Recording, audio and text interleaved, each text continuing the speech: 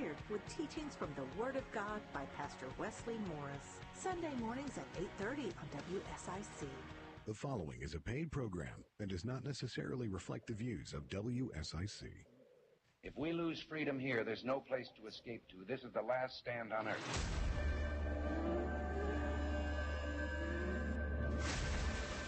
All Things Saine. Representative Saine.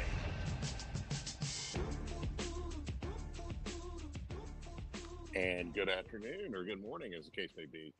We are broadcasting live from Washington, D.C. You are listening to All Things Saine here on WSIC. I am your host, Representative Saine. I represent Lincoln County, and I have my staff in Washington, D.C. with me today. They'll be joining a little later in the program. And then at the bottom of the hour, I taped an interview with my good friend Gray Mills, who's running for the 10th Congressional District, and get a little conversation with Gray. So we'll be departing for the airport. We came up to at 11:30, but we came up to D.C. to talk artificial intelligence with Microsoft, and had invited for a briefing. We were invited for a briefing. I also had State Representative Jake Johnson with us. He chairs our IT Oversight Committee along with myself and Senator Ralph Heiss. And then he also is our IT Appropriations Chairman. So we were trying to get our head around artificial intelligence, how it's going to impact state government. What are some of the innovations that are happening there? My question was, how can it make the lives of constituents better? And how can it speed along the process? And so there are a lot of interesting things, a lot of interesting policy discussions that we were, shaped around artificial intelligence. And I got to see some of the back end of it a little bit and see how that works. I use Copilot from Microsoft. I use a number of things. Most people hear about ChatGPT, and that's what the engine that they know most. It uses that. It uses a number of other things, but it's pretty interesting to look and see how that will operate, and look and see how state government and how we form policies across multiple states will impact how that technology is utilized. And so it's an incredibly interesting discussion. Somehow it always ends up talking about killer robots and Terminators and Arnold Schwarzenegger and the like, but that was really not what we were talking about. But it was fun to have that conversation and to discuss with those that shape policy across multiple states. Obviously, we're broadcasting today from a hotel lobby, beautiful Marriott, somewhere in Washington, D.C. I couldn't tell you where, it's just wherever the Uber took us, and it was right across from Microsoft. So nevertheless, it is also a very, very busy time as the candidates are pushing out their last-minute messages, some last-minute attacks. If you're like me and you're a primary voter, you are probably getting lit up on your phone with text messages, which I actually don't mind. In some respects, I like that a lot better than the old telephone calls where they try to call you and get you on the phone. I don't know who answers their phones these days with cell phones and how they would find a home number. Other than my parents, I don't know who else has a home phone, but I realize that a lot of people do. But I've seen a lot, obviously, with an active race like the 10th Congressional District. The candidates there are all trying to push out the message. But then there's a number of statewide candidates as well. So they're out there campaigning. I know from the folks that are standing at early voting, they are ready to be done. That's a grueling process. At least the weather hasn't been too bad, although I think they've had to deal with rain. It hasn't been too cold during this early voting. Early voting does continue. I know in Lincoln County until Saturday. The polls will be open, so you can vote at 4 locations in Lincoln County. And if you want to look up where you can vote, you can look up your voter registration at ncsbe.gov. That's North Carolina State Board of Elections.gov. You plug in your name and it finds you in the voter database, and it can tell you where to vote. You can also pull up a sample ballot that will help you make your decisions if you hadn't made those already. And it's a good way to kind of go line by line and look up the candidates, look at their websites, look what they're talking about, and see what their main policy initiatives are. Some do better than others, so you can make your judgments from there. But it is, I know for the candidates, they'll be ready to be done with it after standing. And it's great to talk and interact with voters, but when they're there. But usually during early voting, you'll have gaps of time where you don't see anyone, and that's when it just kind of wears on you a little bit. It's mental Olympics, if you will. But part of going out there and getting the votes. But again, broadcasting live from Washington, D.C., I guess some would call it the swamp. Luckily, we didn't have to go anywhere near the Capitol. Didn't have to deal with any federal politicians. There's some are better than others. We were actually dealing with state level stuff. It just happened to be where their briefing room is in Washington, D.C., and we got to talk lots and lots about artificial intelligence and what it can do.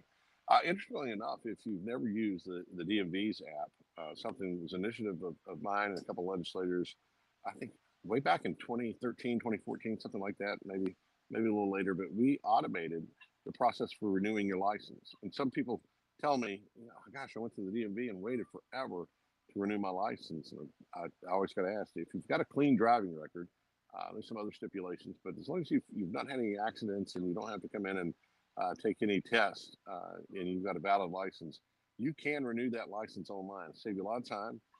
I think really the genesis of why that bill came to pass, why it became law, is I ended up spending about 3.5 hours one day at the DMV waiting just to renew my license. And I said, there's got to be a better way. Really, you just want to take my money and check in with me. So let me find a better way to do that. So we went out and found a company that was doing it in other states. And it's really nice because you can actually check other licenses that you might have with the state using that simple system. And it's a chat bot, if you will. So hopefully it's a good tip for you today. If you've not used it, you should really think about it. Obviously, if you're a new driver, you have to go in and do the road test and do all the normal things that you would. But for an experienced driver, as long as you're an experienced good driver, you can get that renewed online, which will save you tons and tons of time. But like I say, it's a chat bot, so you tell it what you want to do. And renew my license. It'll take you to the right web page that you want to access to do that. Have your credit card ready and pay that right there. Actually had folks who fought me at the legislature because they didn't want to take the credit cards because they thought that the state shouldn't be taking digital currency at the time. Things have changed. Lots happened since then.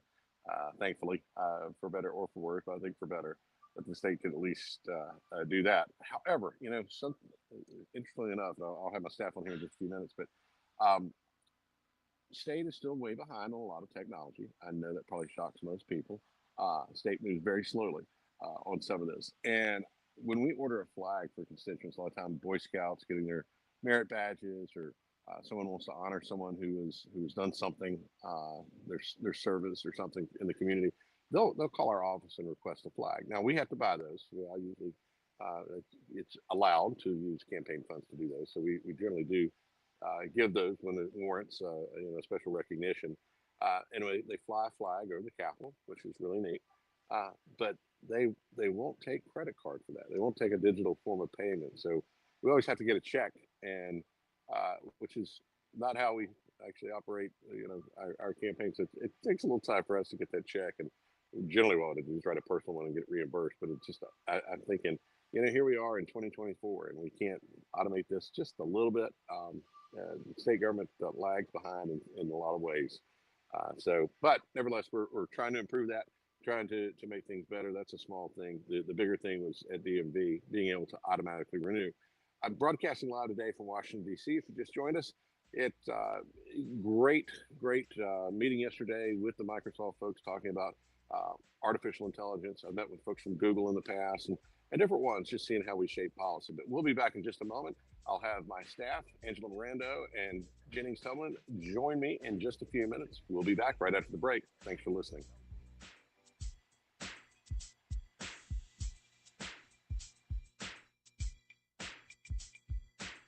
We'll be back with more of All Things Saine with NC Representative Jason Saine after this short break on 105.9, 100.7 WSIC. We are about to go on a roller coaster ride of weather over the next couple of days, and really about 3 different seasons in the matter of a couple of days, too. Into the 70s today, winds will pick up, gusting around 30 miles per hour in the first part of the day. Then a line of heavy rain and gusty winds on the way by this afternoon, and this evening, winds could gust upwards of 40 miles per hour, so make sure all the loose items in the yard are tied down. And then we drop like a rock. Much cooler but dry for Thursday with highs in the low to mid-50s. That's your forecast for the WSIC Weather Center. I'm meteorologist Chase Myers. Here's your WSIC community calendar. MuralFest is back. April 25th through the 28th at Wilkes Community College. featuring nearly 100 performers, including Old Crow Medicine Show, Sam Bush, Turnpike Troubadours, the Teskey Brothers, Nickel Creek, and more. Tickets and information at merlefest.org. Listen each morning to Good Morning LKN for your chance to win tickets. Downtown Mooresville's Shamrocks and Shenanigans is on its way. St. Patty's Day is right around the corner. The festival is happening in downtown Mooresville. Attending is free, but there are ticket packages available for purchase. Irish dancers, pipe bands, food, and drinks. March 16th, downtown Mooresville's Shamrocks and Shenanigans is on its way. For more info, visit downtownmooresville.com. Coin collectors, get ready! The Statesville Coin and Currency Show is coming to the Statesville Civic Center March 16th and 17th, featuring over 60 tables of some of the finest coins around. For more info, contact Bill Brewer of Carolina Prospectors in Statesville. The Statesville Coin and Currency Show, Statesville Civic Center, March 16th and 17th. Want to see a Tyrannosaurus Rex? How about a Triceratops? Dinosaur World Live is coming to Kane Center for the Arts, Friday, March 29th. That's not the only fun family adventure coming to the Kane Center for the Arts. Dinosaur World Live, Friday, March 29th. For tickets and to see the entire spring lineup, visit canearts.org. That's CAIN arts.org. Have an event you would like to tell people about? Visit WSICnews.com and click on events to submit your event today. 76 years strong, and we're still the one. WSIC. News. Talk. Now. Here we go. If we lose freedom here, there's no place to escape to. This is the last stand on earth.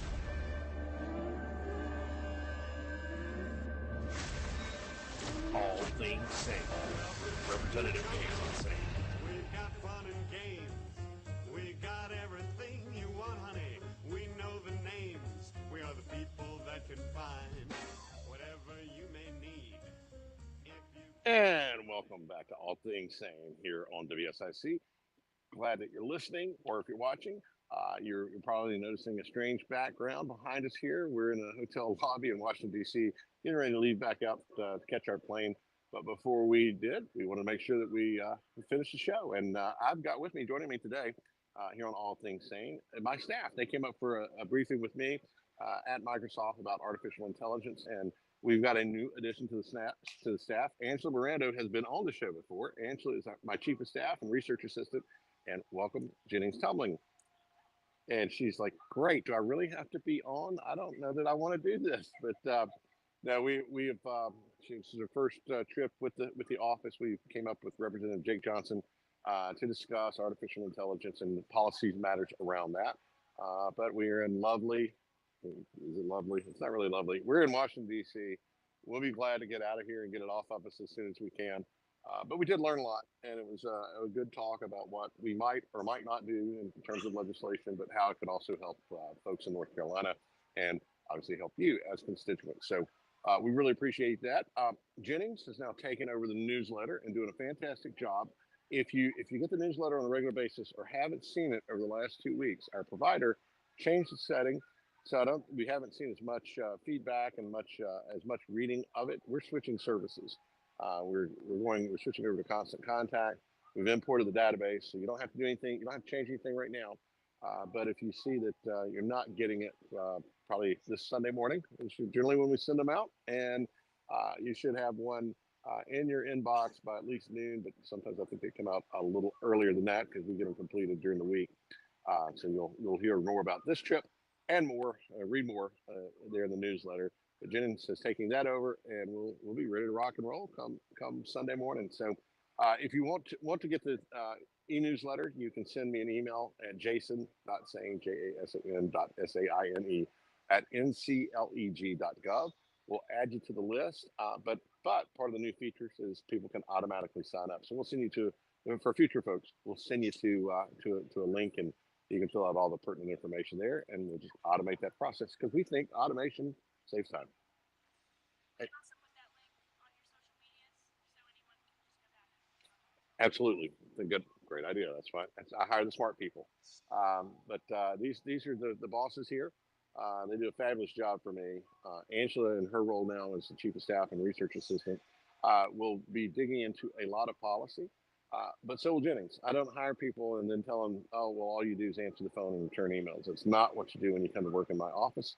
That's why I'm able to hire some really bright people who get to come be a part of that. And I'm great to have you both. And Jennings, certainly welcome to the show. This is the irritating thing that every now and then I'll stick you on camera and make you speak and talk to the audience. But I also think it's great for them to get to know who they're talking with. Constituents know, it's just not some automated message that you're getting at the end of the phone. You get real people who do real work, and they do a great job at doing that. So Jennings has hit the ground running, but she is from South Carolina. Yes.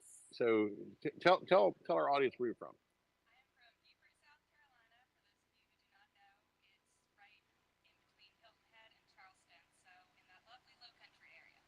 So she's from down on the coast, and then of course Angela's from down on the coast, and you are from Cape Carteret. So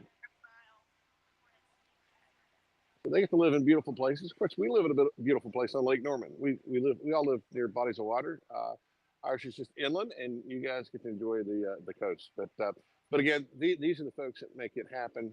They do a lot of work, and we've got some other folks who, while they don't report directly to me, we've got a whole army of really fascinating young people who do some great work and dig into the policies and the research that we need.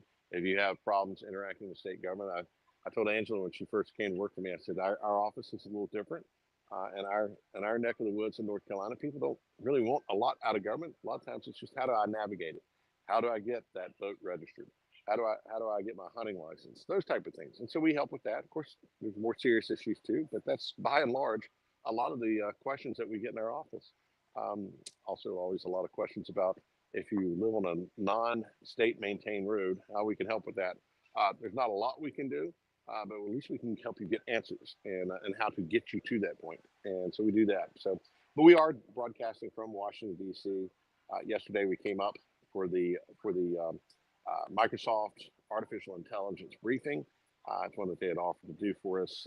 This just happens to be where their center is, where their policy center is here in Washington, D.C. And talked with a number of their folks, and pretty neat, as you might imagine. It's for a technology company. It's a pretty neat little location. It's not their main headquarters. It is just really where they do a lot of the policy stuff. But was neat to see.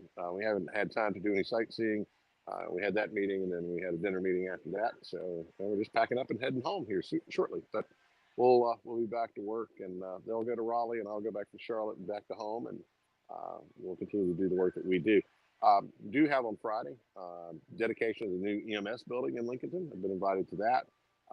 We'll have a number of obviously local folks, the county commissioners and so forth, and our EMS folks who work very hard. We'll be dedicating that new building with them. I've got some other things going on, like a school visit coming up that we've got to one of the elementary schools. Looking forward to that. And of course, different, the various different things we do, and a lot of meetings. We, folks who may not know, if you listen to the show, hopefully you do, but we keep an office in downtown Lincolnton. It's something that I pay for out of the campaign, but we keep that so that if folks, we don't expect you to come to Raleigh to visit our office. If you need help with state government, we can do virtual meetings, and of course we can do meetings in person in Lincolnton and in Raleigh. So whichever you prefer. We try to meet constituents where it's most convenient to them. And of course, you can always call us by phone. But we do have the newsletter. We explain a lot of that in that newsletter. And we appreciate those who read and those who give us feedback. We do get some attaboys and attagirls from our readership who enjoy the information. Jennings is learning a lot about the history of North Carolina and about the history of Lincoln County. So you get to do that, and you get to experience that when you're working for me. But we the legislature's not in session 365 days a year, but our office works pretty much. We do take the weekends mostly. Occasionally they get text from me though over the weekend, because if it crosses my mind or I bump into a constituent's got a question, I'll say, hey, don't need to respond to me right now, but hold this one for Monday, because we gotta handle it. But we do. I give them a little time off. I'm not that bad of a boss, I don't think, but they do a wonderful job, and so it's great to have you both on the show. When we come back at the bottom of the hour, I taped an earlier interview knowing that we were going to be in Washington, D.C. We wanted to be part of the show from here, but I talked with my good friend Gray Mills, State Representative Gray Mills. He is my seatmate in Raleigh, and I've known him and Jennifer for a long, long time. Probably puts too much age on Gray and I both, but Gray's a fascinating guy. What's that? Age does show experience, and Gray and I have that and kids that will age you too. But we have a great relationship and have always been great friends. And when he was in the legislature, left for a while to work in Randy Marion's auto dealership as their legal counsel, and then came back to the legislature sometime later, and we became seatmates, and we enjoy it. It's a good thing we don't have commentary or a camera on us all the time. You might get our true reactions to some of our colleagues. We always try to be polite, but every now and then things get said on the House floor that will raise an eyebrow, make you laugh, or you just go, "What planet did they come from?" But if you see background, we are in Washington, D.C. We're people walking by looking at us like, who are those three people just staring at an iPad on a table? But we thought this was kind of a neat way to broadcast. We've done this now from Orlando, and where else have we been? Scottsdale, Arizona. Oh, so just another day, another broadcast. We like to push the technology. Bill's back in the studio there in Huntsville, working the boards. Huntsville, Cornelius. I don't know which address that is, but it's I guess it's Cornelius maybe. But anyway, he's back working the boards. Like I said, when we come back, we'll have Gray Mills on. A great conversation with Gray. And then I guess next week, I talked to David Coble. I get to be on Vicki Sawyer's show because she's going to be out, and I guess that'll be our real election recap with me and David Coble. We'll have a show next Wednesday following. I think I'll be in Raleigh next Wednesday. Is that right? So you'll get us from the office. I won't make them get on the camera again. Maybe I will jump on and talk to you. But again, we love having these conversations, able to talk with our constituents and interact with them. If our office can ever help you, the number is 919-733-5782. I don't call it, so I usually call them on your cell phone. But 919-733-5782, and you can reach us there, or you can just send me an email, jason.saine@ncleg.gov. And it's also right now how you can sign up for the newsletter. You just send us a quick email and say, hey, here's my email, here's my name. We'll be glad to add you to that. We send it out once a week on the regular. We don't hit every week because nothing's going on, or there hadn't been a lot of interesting news to report. We're not going to fill up your inbox and waste your time, but we do like to keep connected.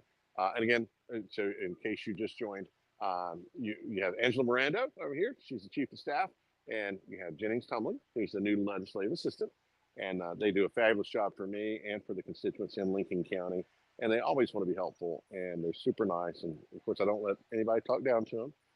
Every now and then, we don't mind fielding complaints. That's part of it. But sometimes people get a little out of hand. But and those are usually people that have to call back because we disconnect somehow. Yeah. I mean, it's tech problems. But you're listening to All Things Saine here on WSIC. We do the show every Wednesday from 11 to 12, no matter where we're at. You can always catch us here. And Bill runs the business back in the studio. We'll be back in just a few minutes. We'll have Gray Mills. Thanks for listening to WSIC.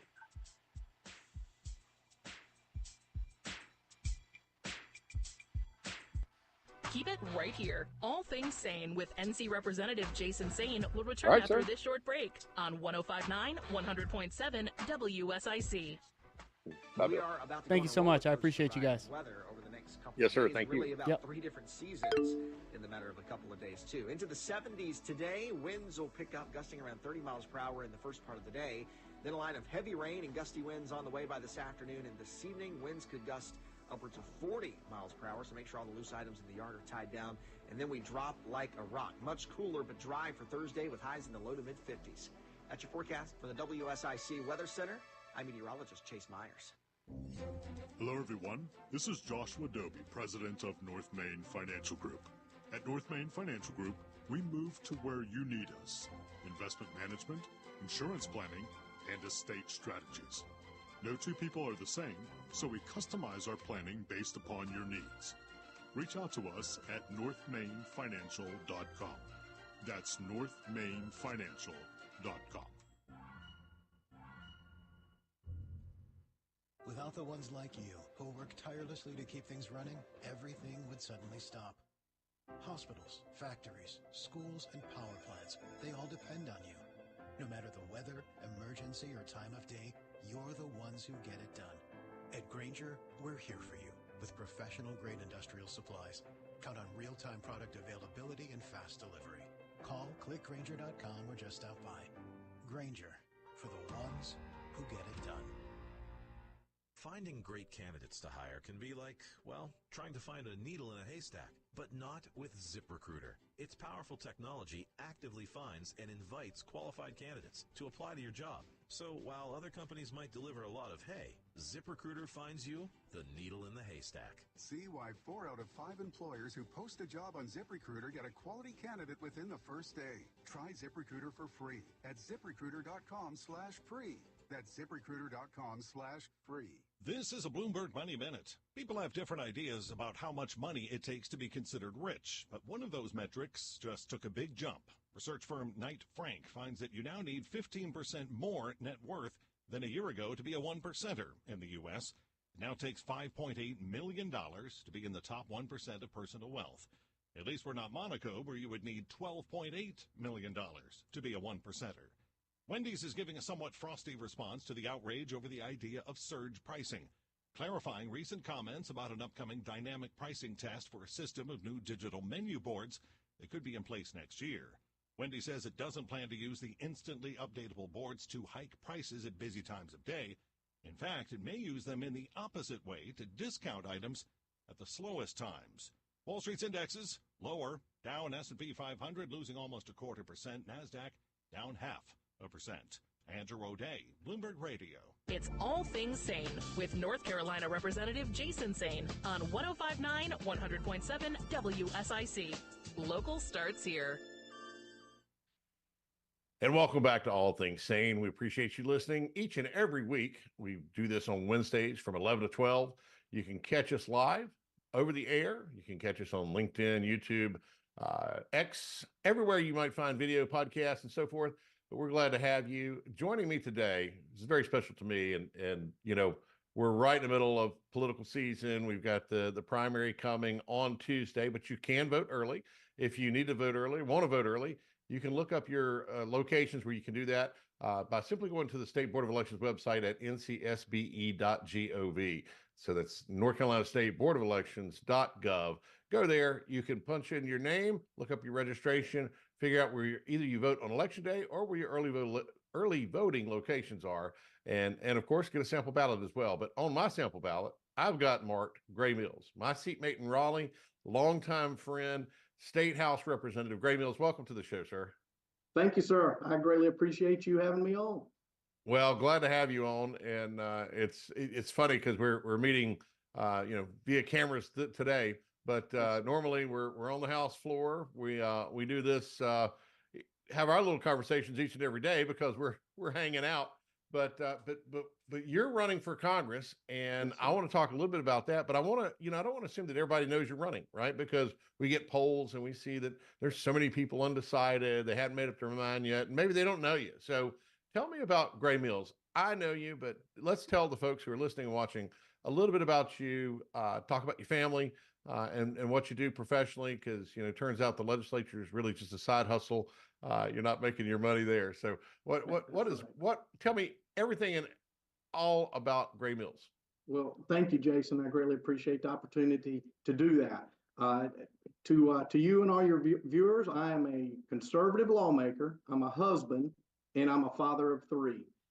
In Raleigh, of course, I've served for 4 terms. That's 8 years. I did that in 2 segments. I first served in 2008 to 2012. And then, Jason, I went home for about 10 years to help raise the kids because we have 3 kids. And then I returned in 20 and served again in 22. And now I'm running for Congress. I am an attorney.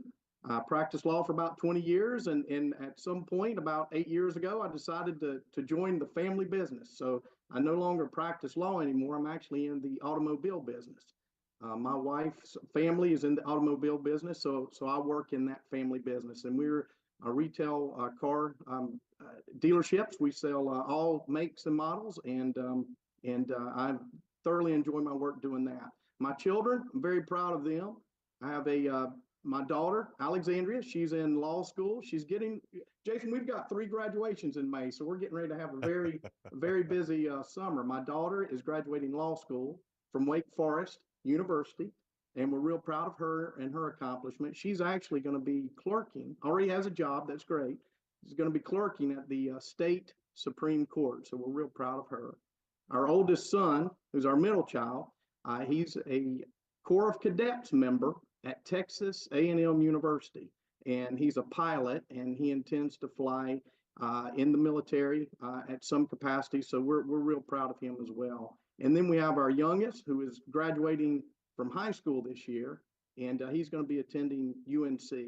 My wife, Jennifer, she's a Charlotte grad, as you are. I went to App State, but now, Jason, everything's Carolina blue in our closet because he's going to be playing football there as a long snapper. So we're proud of him as well. So in a nutshell, that's my family and what I presently do. Well, we can relate at my household with all the Carolina blue.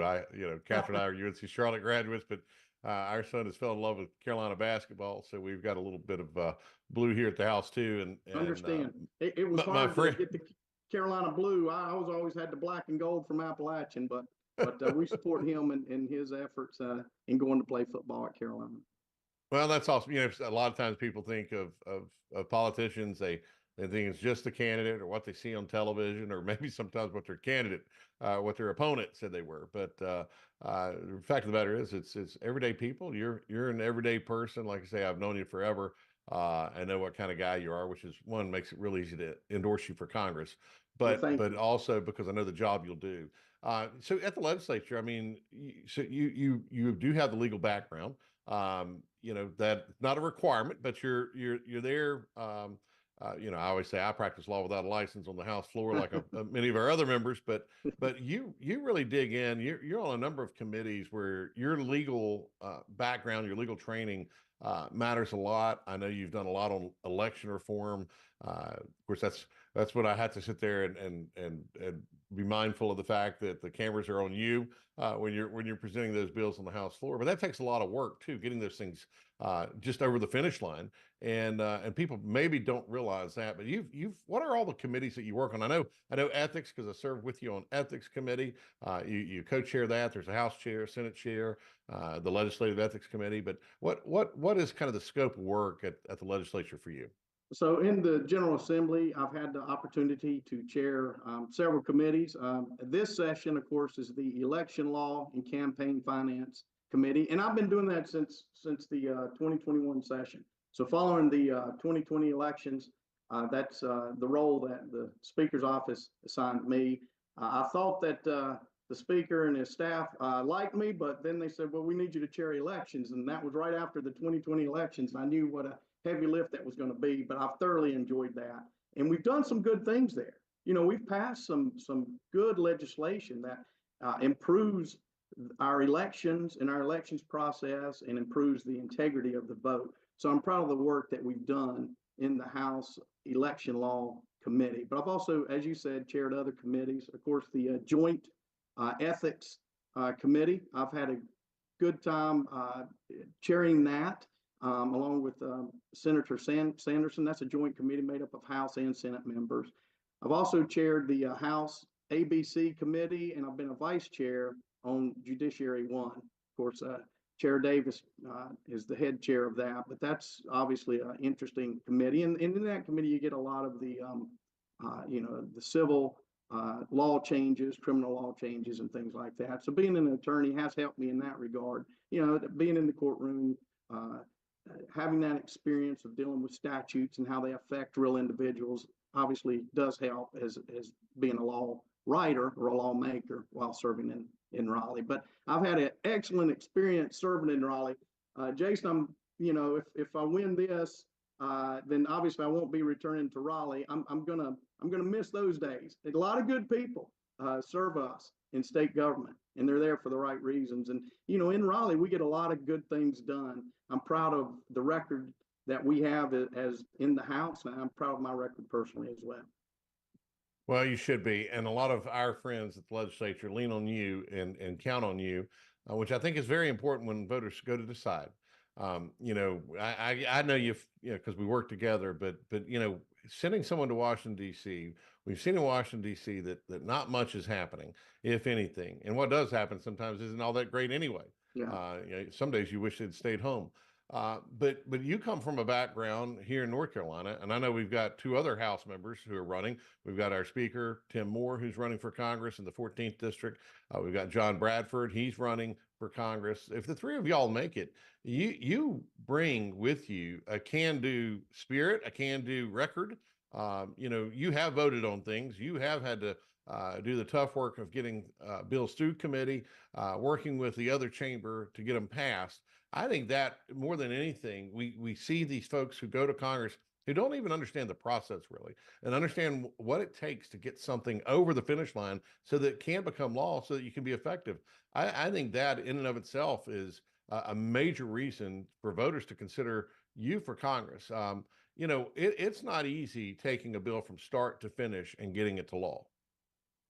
Yeah, you're exactly right. The General Assembly has been an excellent place to learn and develop legislative skills. And Jason, in Raleigh, we get things done, and you've been a big part of that. I mean, we pass balanced budgets every 2 years that protect the taxpayer, that fully fund government programs, core government programs that need to be funded, and we do a good job with taxpayer dollars. You don't see that on the federal level. And that's one of the reasons I'm running. You just get so disgusted about the things that you see happening in Washington, D.C. At the state level, we move at a fairly quick pace and we're able to get results. People tell me, listen, when you get to Washington, it doesn't always work that way. And we see that. I mean, we see that every night we cut on the TV and watch the news, how dysfunctional Washington can be. But I'm encouraged that things are going to improve. We've got a lot of good people as you mentioned, running for office. And so I'm encouraged about what I see. And certainly the General Assembly and the role I played there will obviously pay big dividends and help me tremendously when I go to Washington. Well, I know that's right. And people have asked me, of course, they come to me and they say, well, why Gray Mills? Why should we even consider him? If they didn't know you, a lot of folks do know you. You're from Mooresville. You grew up in the area. The 10th District is kind of your backyard. But for those who don't, I always tell them, look, the guy is one of the hardest workers in politics. When you're very mission focused, you know how to get the job done, you know how to get it from start to finish, and know how to, quite frankly, work with a lot of personalities, because that's a lot of what your job is in any elected body, but certainly Washington, D.C., to get past what has been really kind of a do-nothing Congress for almost a decade or even more. For too long. Yeah. Too long, and people are fed up. Well, we're talking with Gray Mills. Go ahead. Go ahead. I'll tell you what, Gray, we'll come back in just a minute after the break. We'll get back to you if you got time to stay. Love to take the last segment here. We'll go to the break, come back. We'll talk to Gray Mills. We'll pick his brain just a little more. Of course, that important primary is fast coming on Tuesday. You can early vote. You can look that up, ncsbe.gov. You're listening to All Things Saine here on WSIC. We do this every Wednesday from 11 to 12, or you can always catch the podcast. We'll be right back.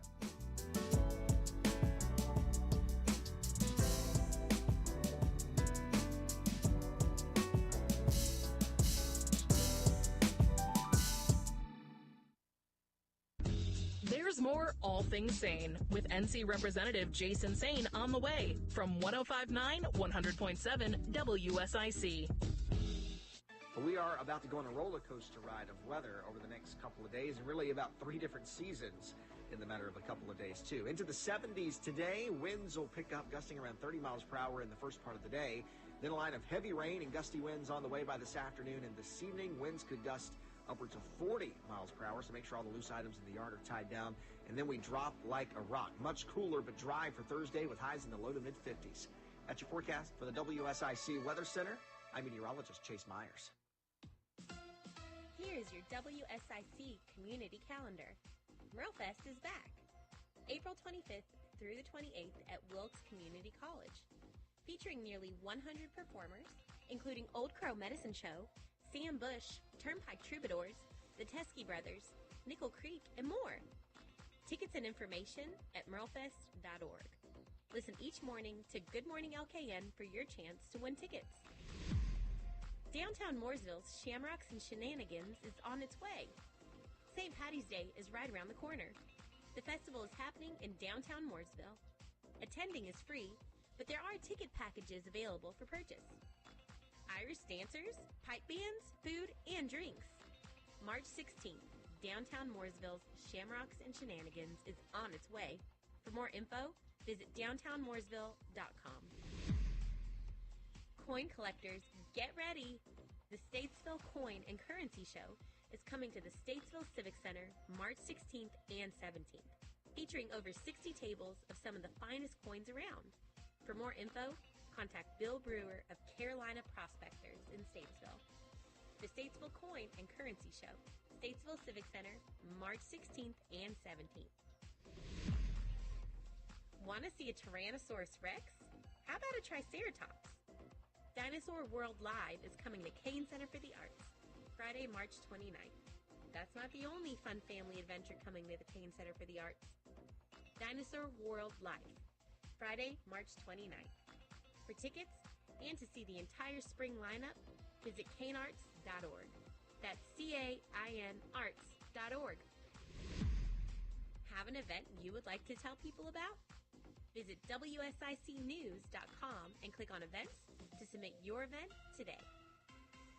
Call now to speak with NC Representative Jason Saine at 844-STUDIO-4. It's All Things Saine on 105.9, 100.7 WSIC. And we're back on All Things Saine here on WSIC. We do this every week. I am your host, State Representative Jason Saine. You can reach us by sending emails to jason.saine@ncleg.gov.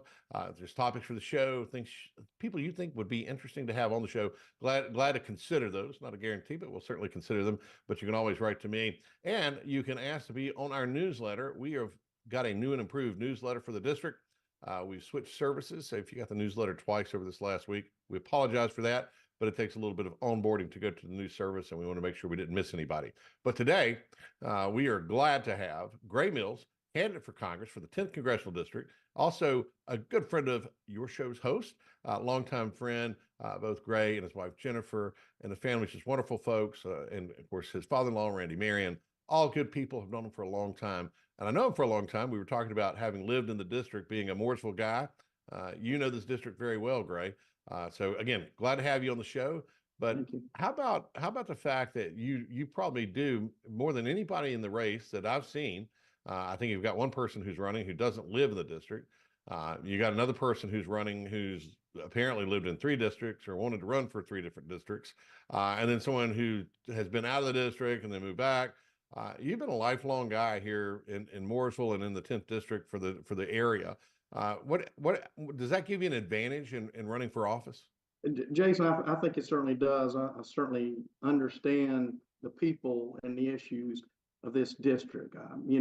My family, it traces its roots back to this area a long, long ways. I believe somewhere in the mid 1700s, and my parents are from here, my grandparents, my great grandparents, but we've got a good thing here. It's a great area, and I always wanted to live here. I even growing up and going to college, going away to law school, my goal was always to return to this area because we truly live in a fantastic area of the state and the country. So having that experience, I truly understand a lot of the issues that people see across the district, and the people I run into and the people that I talk to, no matter which county it's in, their number one concern is the southern border, and that's one of the issues that I plan to work on immediately upon being elected. And second is the federal spending. In Raleigh, Jason, we pass a balanced budget every 2 years, but Washington, the federal spending is truly a concern to everybody that we talk to across the district. So I understand these issues. I understand what's important to people. And you know what else, Jason? People, they appreciate the work that we've done in the General Assembly. I can't tell you how many times people tell me, look, we've looked at your record in the General Assembly. You've done a good job, and we're supportive of you because of that, because you've got a proven conservative record. I tell people all the time, you can expect me to do in Congress exactly what we've done in the General Assembly, and that's protect the taxpayer. Never voted for a tax increase. As to protect our rights, and that includes our property rights and our Second Amendment rights. As you are and as I am, we all are rated A by the NRA, and we've always had put important emphasis on protecting all of our rights, including property rights and Second Amendment rights. And you can expect me to promote freedom. And you've seen this yourself just this past session, Jason. People come after our freedoms in a lot of different ways. Even in a conservative state like North Carolina, just this last session, there was a bill proposed to prohibit people from purchasing gas appliances, and those things just aren't right. Of course, we beat that back, and we're not going to allow something like that to happen. But we have to be diligent, and that's what people can expect of me, even in Congress, as well as what we've done in the General Assembly. Well, absolutely. We're talking with Gray Mills here on All Things Saine. Gray is a candidate for 10th District Congress, looking to be the person who replaces outgoing Congressman Patrick McHenry. Gray, you make a great point. And when folks have asked me, like I say, I tell them I know you personally. But if they don't know you personally, they don't get to experience that. Maybe all they hear is this interview. The point you're making about having a record and can point to something that say, hey, look, I'm going to do the same thing I've always done. That's what you see is what you get. You've been in a legislative body. You've been in it twice. You served for a while, took time off as you're raising your family and doing things, and then went back to the legislature. But you can look back through your entire legislative history. We know who you are, and you didn't just show up. You're not making a lot of promises you can't keep, but you're pointing to a record that people can see as certainly consistent, as you've not faltered on it. When you talk about the southern border, I know for a fact, and you know for a fact, all you got to do is ask people when they walk in these early voting polls, what's one of the major things on their mind. You see it every day, Fox News, or wherever you get your news. You're watching people just casually walk across and come into our country. People we don't know, Chinese nationals. There's a lot of military-aged Chinese men coming in. We've got a president who's out to lunch. Checked out might even be a nice way, too nice of a way to say what's happening at the executive level. So we need a strong Congress that's going to pass those bills to change the laws. One, we need somebody who will enforce the laws we got, but two, we've got to clean up this mess and border security and our national security. Because the implications are there with, like I say, when these military age men are coming through these very porous borders of really bad things possibly could happen because of that. And that's been something that's been a laser focus of your campaign. I think it resonates very well. And you're, by and large, if you look at it, yes, certainly I've got my bias because I like you, but you've got a strong record and a strong opinion on border security. Well, it's the number one issue, Jason. I mean, if you poll this, it outpolls every other issue by 20, 30 points, and you don't need a poll either. I mean, it's first and foremost on everybody's mind, including mine, is securing the border. I'm speaking to a prosecutor in our district, here in the 10th district, and I asked him, I said, look, how many of the drug cases that you have right now here in the 10th district, here in North Carolina, how many of these drug cases do you think that the drugs are coming across the southern border? And he said it's clearly over 90%. 90% of the drug cases that they're prosecuting in courts right here in North Carolina is due to drugs coming across the southern border. And of course, we've stopped hundreds of people listed on the terrorist watch list from coming in. Well, how many more people have we not stopped? And it's just, right. It's unprecedented. And every family, Jason, and you know this, people affected by this border situation. Every family, every state is affected. My message on this, on what we need to do has been clear, and it's been clear since I first started running last year for Congress. We have to shut down the border. We've got to build the wall, and we've got to return to the prior policies that we had in the past administration, the Trump administration, the Remain in Mexico. And we have got to fully fund our law enforcement and our Border Patrol to do the job that we expect them to do. And we've been clear on this message. And the last thing that we certainly do not need is amnesty for those who have broken our laws and come to this country illegally. And that's priority number one when I get to Congress. Of course, the second thing is the federal spending that I mentioned earlier.